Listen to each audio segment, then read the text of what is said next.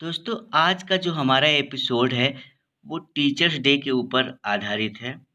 दोस्तों जब भी हमारे पास कोई तनाव होता है और जब हमको ऐसा लगता है कि क्या अच्छा है, क्या बुरा, क्या न्याय है, क्या तर्क संगत है और जब हमारे चेहरे पर मुस्कान नहीं आती है, तब हमको एक ऐसे ज्ञान की ज़रूरत होती है, एक ऐसे साथी की ज़रूरत होती है जो टीचर के सिवा और कोई दूसरा नहीं हो सकता।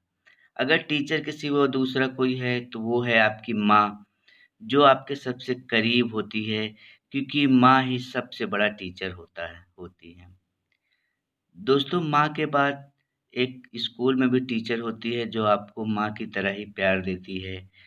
इसके अलावा आपकी ज़िंदगी में जो सबसे बड़े टीचर हैं वो आपके दोस्त भी हो सकते हैं, आपका भाई भी हो सकता है।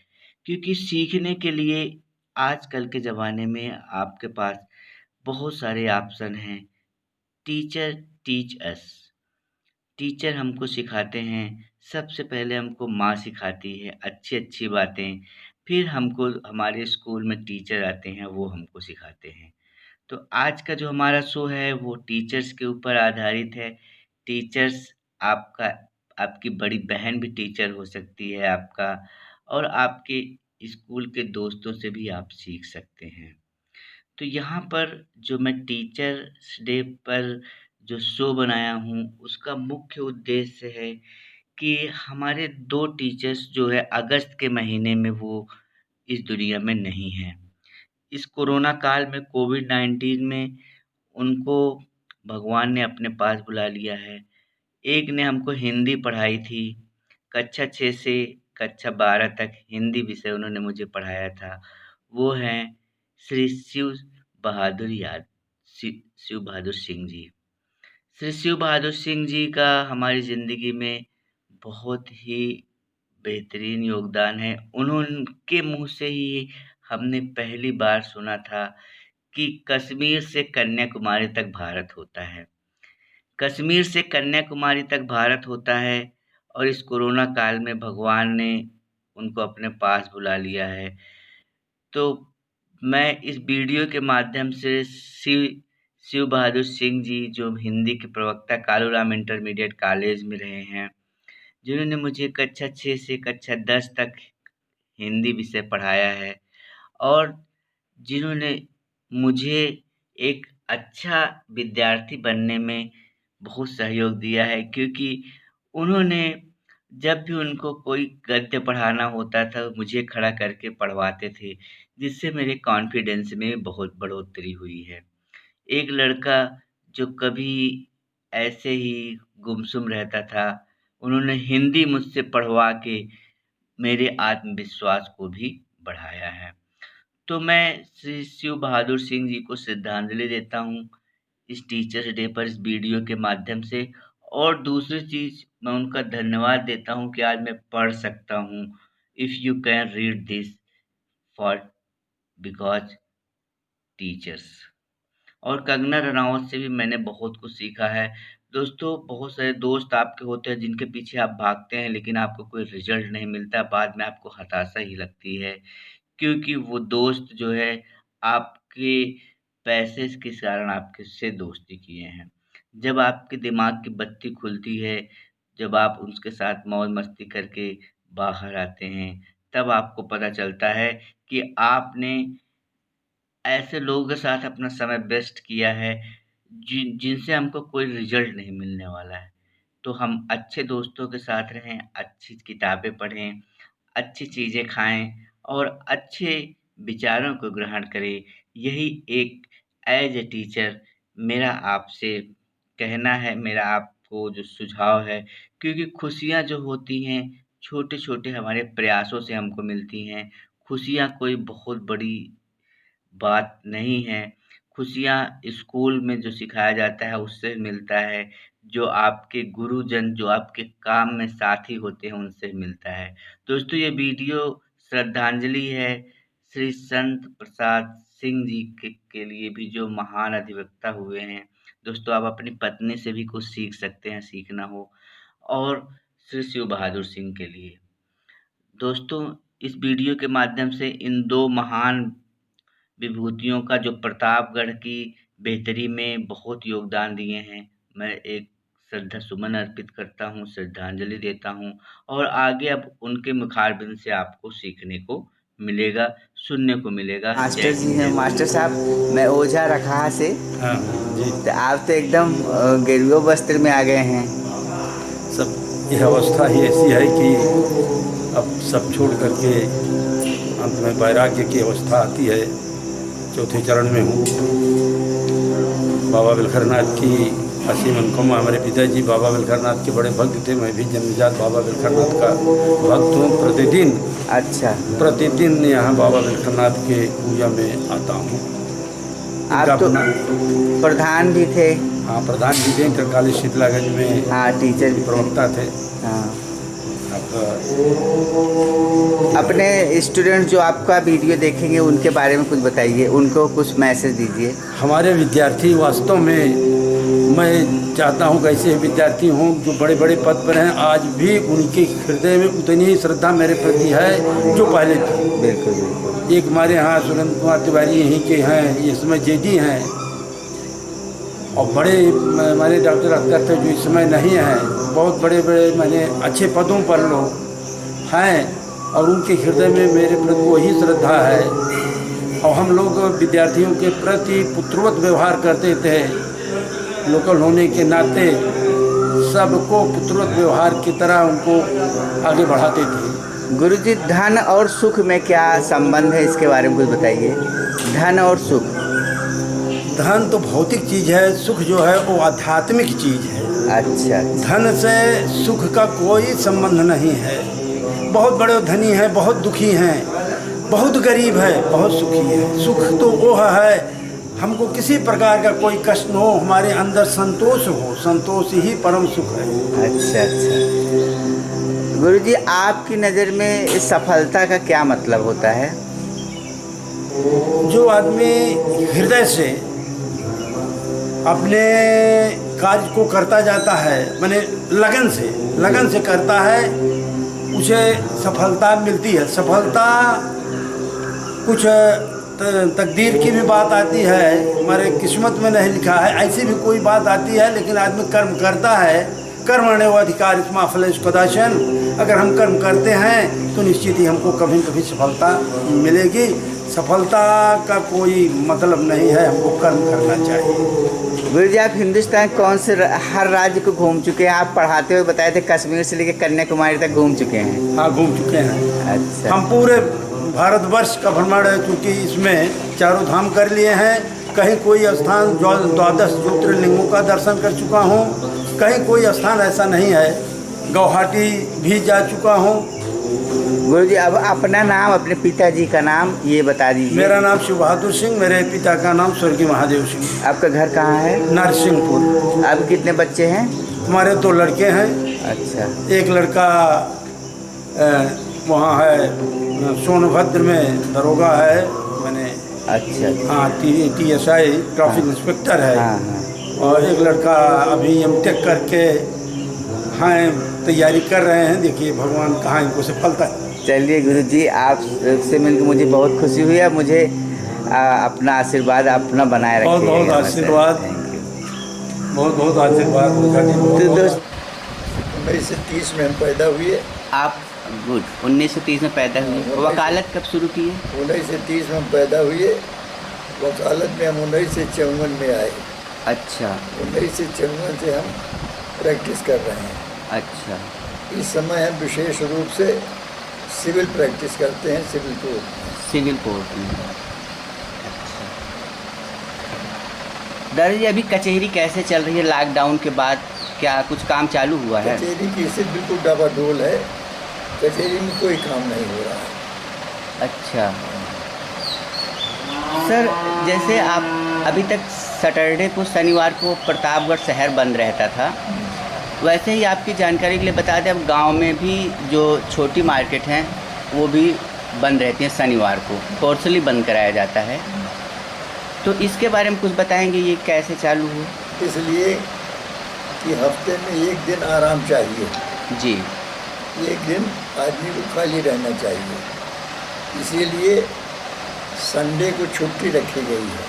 हाँ सही। सारे संसार के जितने कंट्रीज़ हैं सब में एक दिन की छुट्टी रहती है। जी व्यवसायी जो होते हैं रात दिन काम में लगे रहते हैं, जी जी ब्रेक नहीं करते हैं। जी।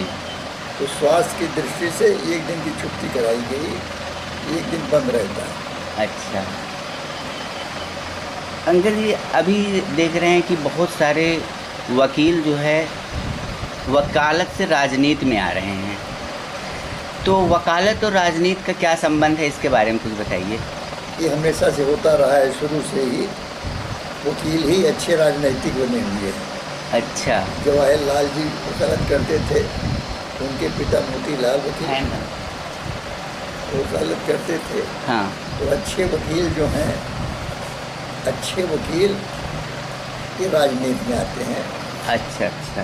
तो राजनीति का और वकालत का बड़ा गहरा संबंध है। बहुत गहरा संबंध है अंकल जी। जैसे कुछ युवा वर्ग ये सोचते हैं कि सुखी रहने के लिए बहुत सारे धन का होना बहुत ज़रूरी है, तो धन और सुख का क्या संबंध है, इसके बारे में दर्शकों को कुछ बताइए। धन का और सुख का कोई संबंध नहीं है। अच्छा।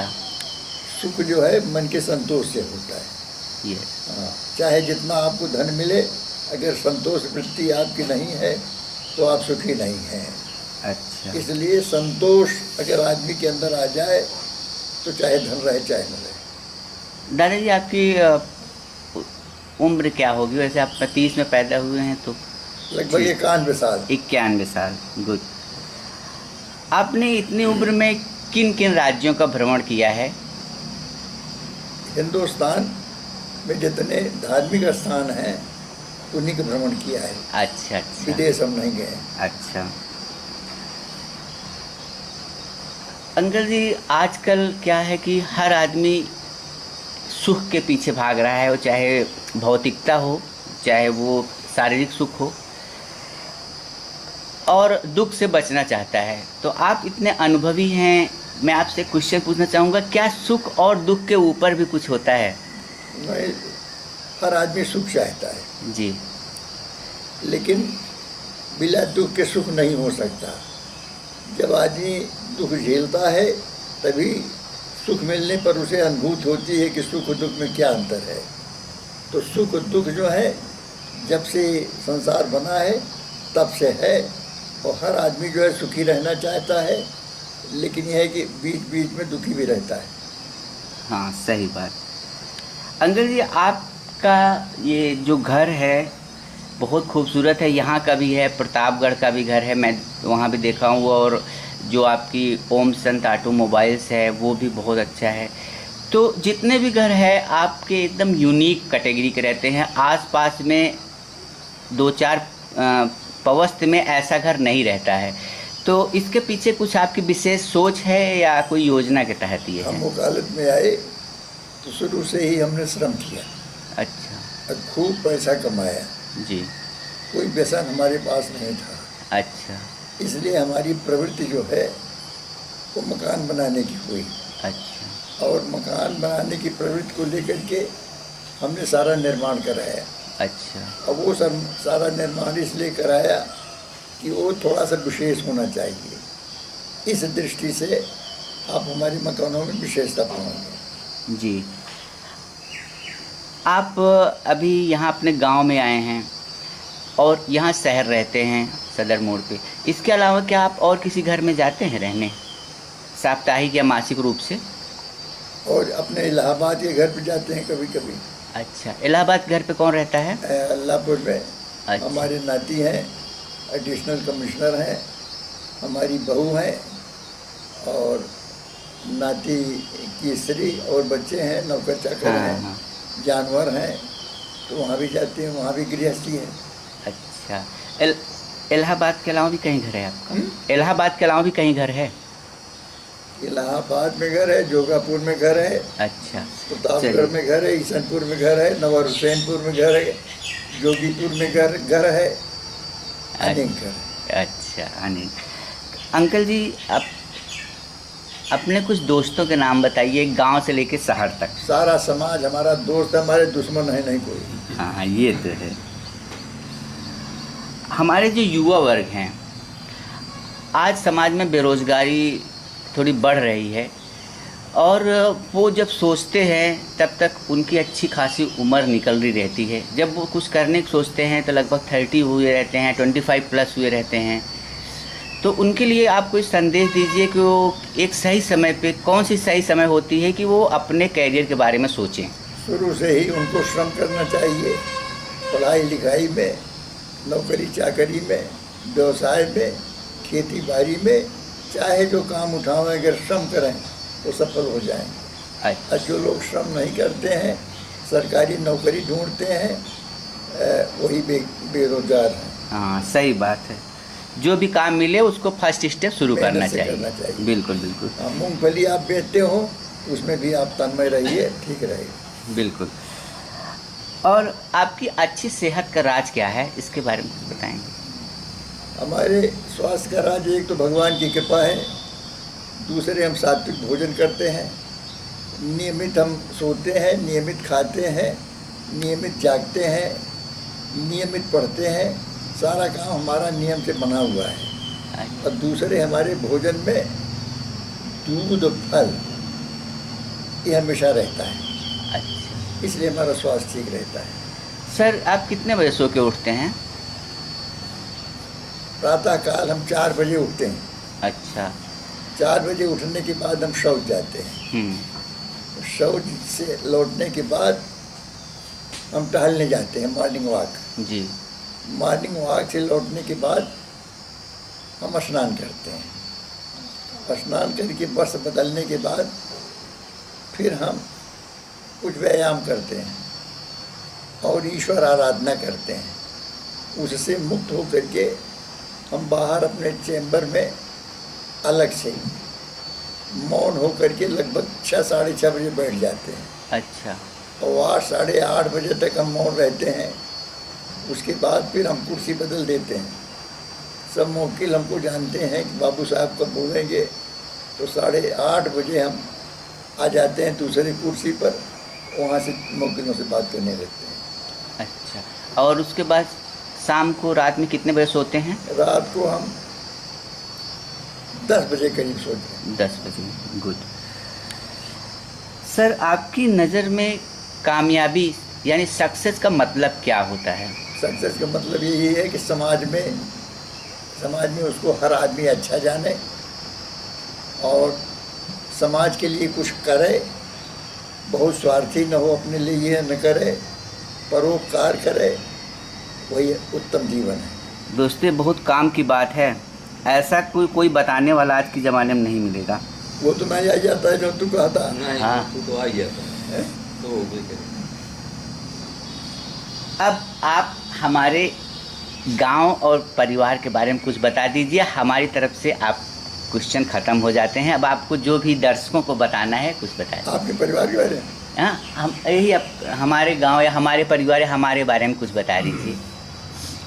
आपके उनका विश्वनाथ ओझा थे, उनको देखे हैं आप? खूब देखे। हाँ, विश्वनाथ ओझा देखे। विश्वनाथ ओझा को खूब देखे हैं। अच्छा। विश्वनाथ ओझा छोटे कद के गुर्दनिया थे। अच्छा। विश्वनाथ ओझा के 4 लड़के हुए, रामराज, श्यामराज, बिजराज, इंद्रराज। जी। 4 लोगों की संतान यहाँ से लेकर रखा तक फैली है। ये आपके परिवार का इतिहास है। जी जी।